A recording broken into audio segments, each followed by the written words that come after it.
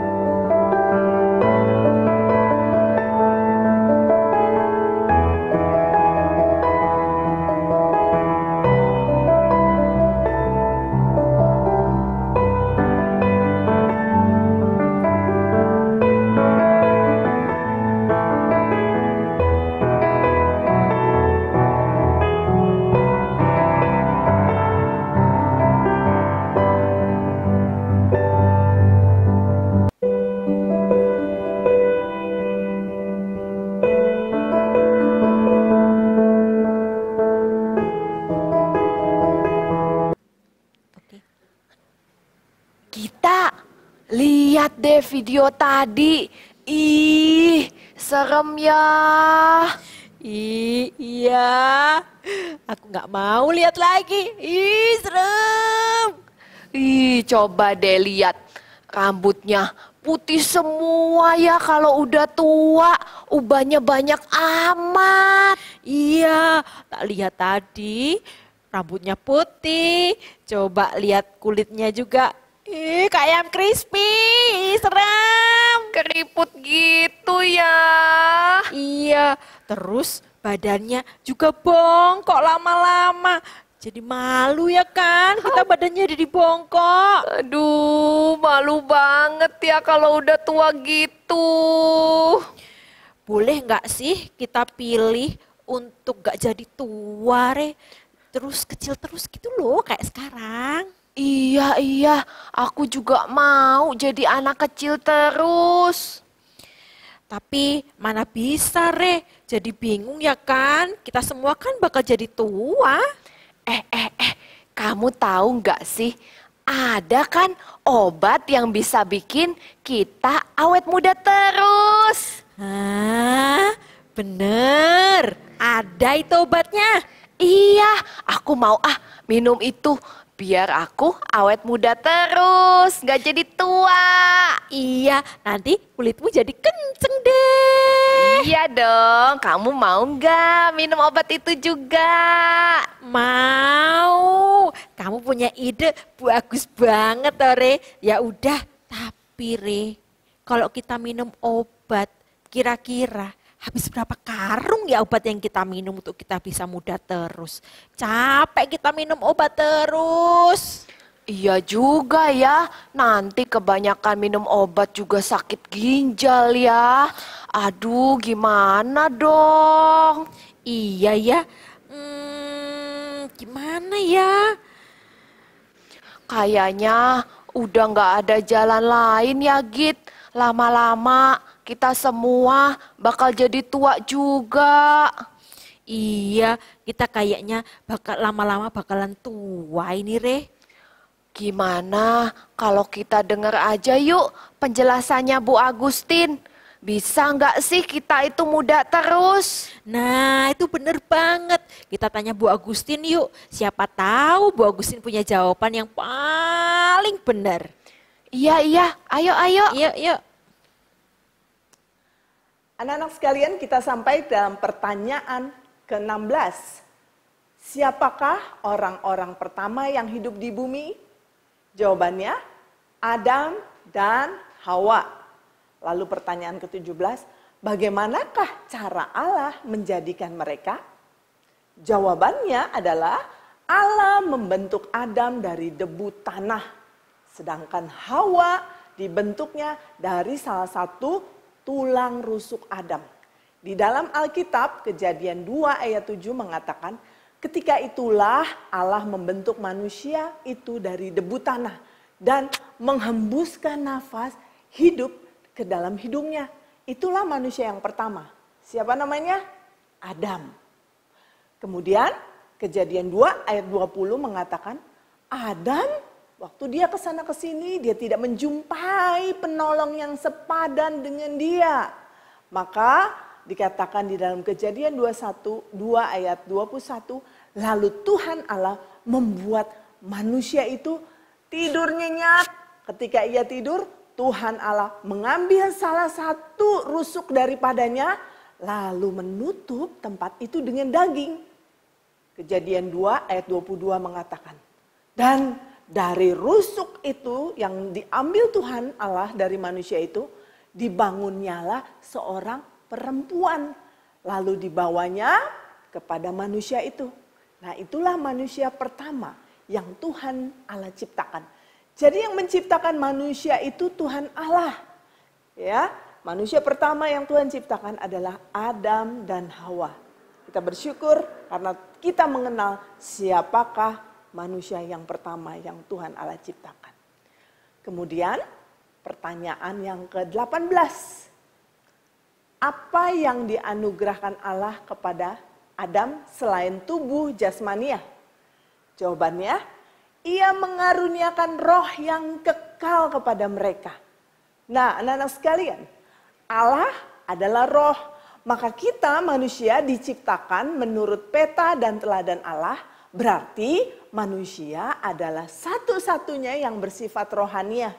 Manusia bisa memuji Tuhan dan bisa berdoa kepada Tuhan. Pernahkah kamu lihat binatang berdoa kepada Tuhan? Sebelum makan berdoa kepada Tuhan? Pernah nggak? Pasti tidak pernah. Tapi manusia bisa menaikkan pujian bagi Tuhan. Bisa berdoa kepada Tuhan. Karena manusia memiliki sifat rohani. Nah, anak-anak sekalian, kita punya tubuh. Tubuh manusia ini tidak bersifat kekal. Tubuh manusia bisa rusak karena tidak sifat kekal. Contohnya dari bayi sampai remaja mungkin kulitnya masih bagus, masih kenyal.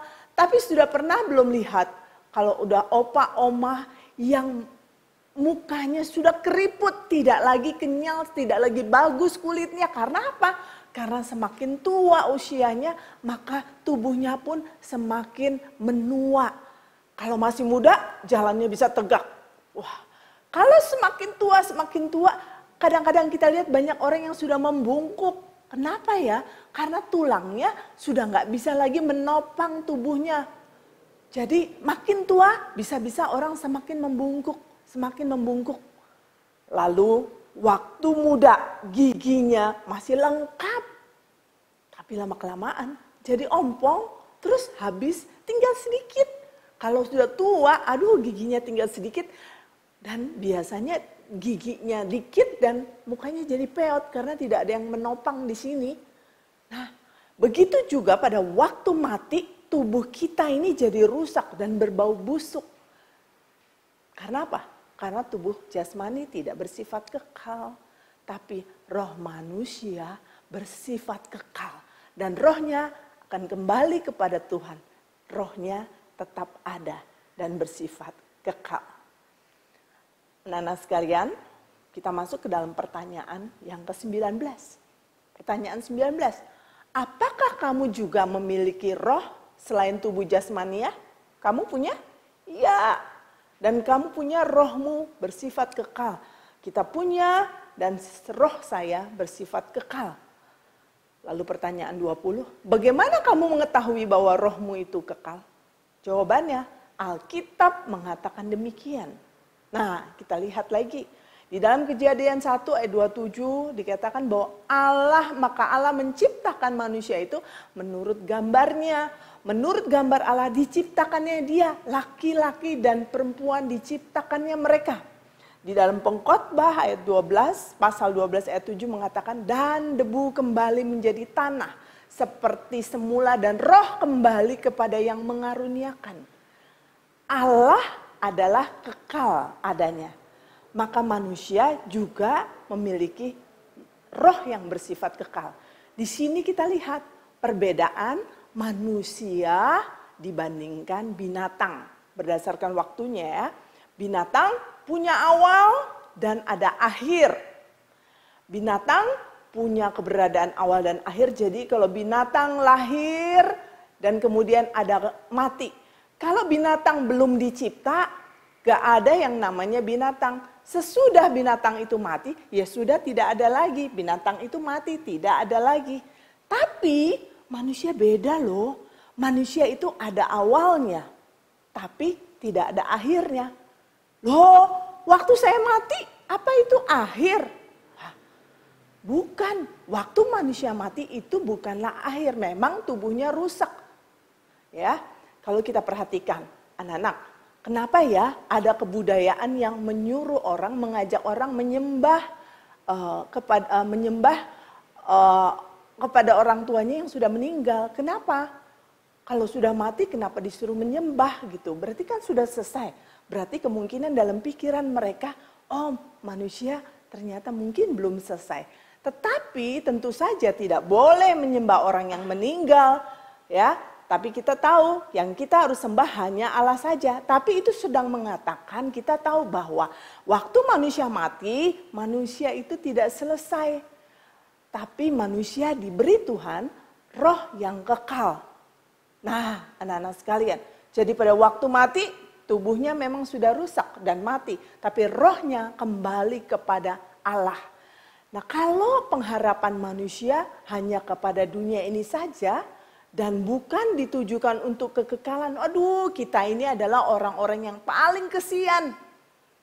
Manusia adalah makhluk yang kekal. Karena Allah adalah kekal adanya. Manusia diciptakan menurut peta teladan Allah. Itu sebabnya manusia bersifat kekal. Karena itu, kalau kita sadar bahwa saya dicipta Allah dengan roh yang kekal, maka hidupmu diberikan memuliakan Tuhan, memuji Tuhan. Berdoa kepada Tuhan karena kita adalah makhluk rohani. Kita berbeda dengan binatang. Anak-anak, kita akan lihat pertanyaan ke-21. Dalam keadaan bagaimanakah Allah menciptakan Adam dan Hawa?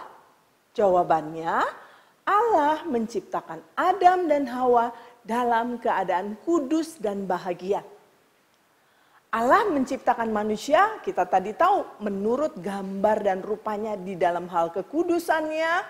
Ini berarti apa?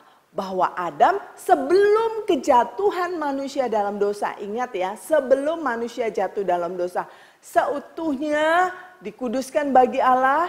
Kekudusan itu berarti apa? Dipisahkan bagi Tuhan. Jadi manusia itu kudus karena apa?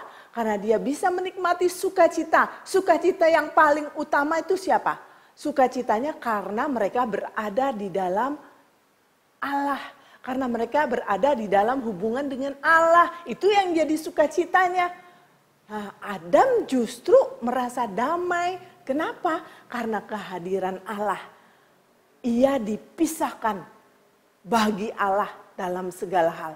Terus dia punya kerinduan dan kerelaan hati yang ingin selalu berada bersama dengan Allah. Itu dia anak-anak. Sehingga dipisahkan bagi Allah untuk menikmati sukacita bersama dengan Allah. Dan itu menjadi satu kesenangan dengan rela hati.